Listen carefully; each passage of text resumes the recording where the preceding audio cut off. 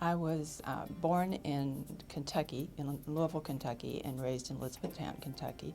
And my father was a physician, my mother was a nurse.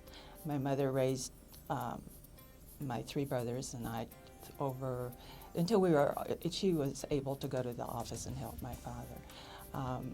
I was in the community in which I grew up. There were people just always helped one another. And as far as my father was concerned, of course, he had lots of patients, and quite often we went with him out in the country, and I got to open gates, and we forded creeks, and he saw his patients, and then he might have been given eggs or a quilt as his payment. So there was just an environment when I was growing up of giving and helping people in the community. Well, I eventually moved to Albuquerque because Linda Barr, who was a college roommate of mine, and Dick Barr were here. He was the administrator of Presbyterian Hospital.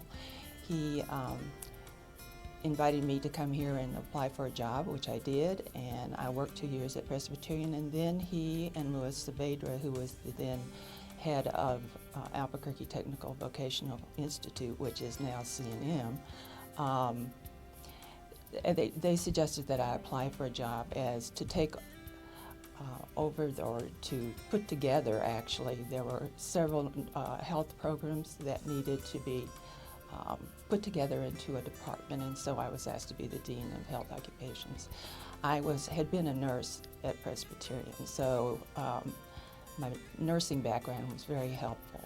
And so we spent a great deal of time, the staff and I had a wonderful staff, working with students and preparing them to go out into the world. So that was an extremely important position for me, and certainly was a lot of helping people. Well, obviously I think that giving and helping others is extremely important. They say that it is better to give than to receive. And I feel like all the environments I have been in throughout all of my life and all the people that I've been with, the best part of it has been giving and helping to others.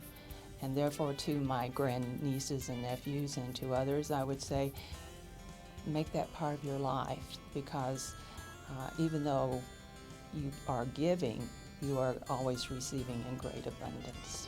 So that's been the story of my life, and I think it's a wonderful habit to develop in terms of helping others.